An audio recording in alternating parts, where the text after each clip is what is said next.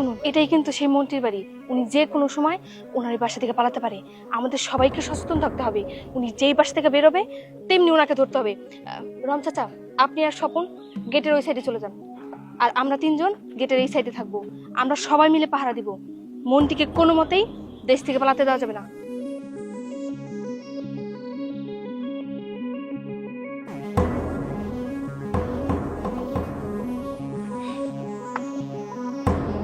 শুনুন, এই মন্ত্রী যে কোনো সময় বেরোতে পারে, তখন এই মন্ত্রীকে ধরতে হবে। এই দাঁড়াও, আমরা মেইন গেট রেখে পিছনের গেট দিয়ে কেন যাচ্ছি? ইস, থামো তো। কিসের তোমার মেন গেট আর পিছন গেট? জীবন বাঁচান খরচ, বুঝলা? দেশে সরকার পতন হইছে, আগে বাঁচুন কেমনে এই চিন্তা করো। এই মন্ত্রী যখন বেরোবে তখন তাকে ধরে উচিত শিক্ষা দিতে হবে। এই মন্ত্রীর জন্যই আমাদের দেশের আজকে এই অবস্থা। আমাদের অসহায় গরিব দুঃখী মানুষদের সমস্ত টাকা পয়সা লুটপাট করে খাচ্ছে। ওকে এইভাবে ছেড়ে দেওয়া যাবে না। আর আপনারাও ওখানে থাকুন, সবাই সতর্ক থাকতে হবে। এই মন্ত্রীকে হাতে নাতে ধরতে হবে। তোমার জন্য তো আমি একটু শাস্তেও পারলাম না। আর রাখো তোমার সাজুগুজু, রাখো তোমার। আর তোমার মাথা কি মোটা? জীবনে তুমি মানুষ হইবে না? এত বড় লাকেজ কেন আনছো বলো? এই ব্যাগে আমি সব আমার গহনাগাটি আর টাকা পয়সা সব নিয়ে এসেছি। সিরে তোমার নিয়ে আমি আর পারুম না। লাকেজ নিয়ে এত বড় গয়নাগাটি, টাকা পয়সা, আমার জীবন আগে না তোমার টাকা পয়সা আগে? শুনি তাই বলে আমি এত টাকা পয়সা গহনাগাটি ফেলেই চলে আসবো? তুমি ঠিকই বলেছো। এই মন্ত্রী দেশের অনেক ক্ষতি করেছে, দেশের টাকা লুট করেছে। এখন কোন উপায় না পেয়ে দেশ থেকে পালিয়ে যাওয়ার প্ল্যান করছে। সেটা তো আমরা কোনোভাবেই হতে দেব না। আমরা সবাই খুব সতর্ক আছি। এই মন্ত্রী আমাদের চোখের সামনে থেকে কোনোভাবেই পালিয়ে যেতে পারবে না। তার আগে আমাদেরকে একটা কাজ করতে হবে। আমাদেরকে অবশ্যই আইন শৃঙ্খলা বাহিনীকে ইনফর্ম করতে হবে। আমি সেনাবাহিনীকে আগেই জানিয়ে রেখেছি। এই কোনো কথা বলবো না, চুপ। মেয়ে মানুষের আসলে কোনোদিন বুঝতে হবে না। আমি সব প্রসেসিং কইরা রাখছি। এখন বাংলাদেশকে কোন রকম আমি পালে ইন্ডিয়া যাইতে পারলেই বাইচা যাই। ঠিক আছে, তোমার গাড়ি কই? আমরা কিভাবে যাব? আমার রাখো তোমার গাড়ি। কোন রকম গেট দিয়ে বাইরে যাইতে পারলেই বাইচা যাই। কেউ যেন আমাদের দেখতে না পারে।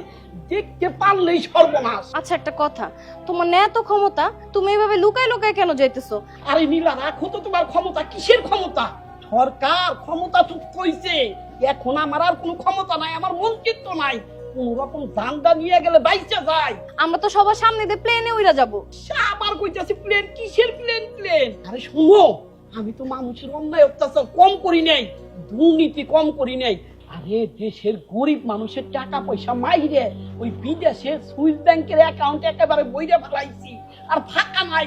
তাড়াতাড়ি চলো, জীবনটা নিয়ে কোন রকম বাঁচি। বিদেশ পাড়ি দিবার পারলেই খালি সুখ। কিন্তু যদি জনগণের কাছে ধরা পড়া যায়, তাইলে কিন্তু একবারে জীবনে পয়সা কইলা মরতে হইব, জেলখানায় পয়সা মরতে হইব। দুর্নীতিবাজ মন্ত্রীকে কোনো মতেই দেশের টাকা পয়সা নিয়ে পালিয়ে যেতে দেওয়া যাবে না। তাড়াতাড়ি চলো, কথা বললো না। চলো চলো চলো চলো, তাড়াতাড়ি তাড়াতাড়ি। এই দাঁড়ান! বাড়ির পেছনের গেট দিয়ে আপনি কোথায় পালিয়ে যাচ্ছেন? কি ভেবেছেন আপনি দেশের ক্ষতি করে, দেশের মানুষের ক্ষতি করে, দুর্নীতি করে, দেশের টাকা লুট করে দেশ থেকে বিদেশে পালিয়ে যাবেন? কোনোদিনও না। আমরা ছাত্র জনতা এখনো সচেতন আছি। আমরা সচেতন থাকতে আমাদের চোখের সামনে দিয়ে আপনি কোনোদিনও পালিয়ে যেতে পারবেন না। এই থামুন আপনি। আপনি জানেন আমি কে, তার সাথে কিভাবে ব্যবহার করতে আপনি শিখছেন? আমি একজন এই দেশের মন্ত্রী। এই থামুন আপনি! আপনি কোন মুখে এত বড় গলায় কথা বলছেন? আপনি যে কত বড় দুর্নীতিবাজ সেটা দেশের মানুষ সবাই জানে, সবার কাছে প্রমাণ আছে। আপনি হাজার হাজার লক্ষ লক্ষ কোটি টাকা বিদেশে পাচার করেছেন, সুইস ব্যাংকের অ্যাকাউন্ট ভরেছেন।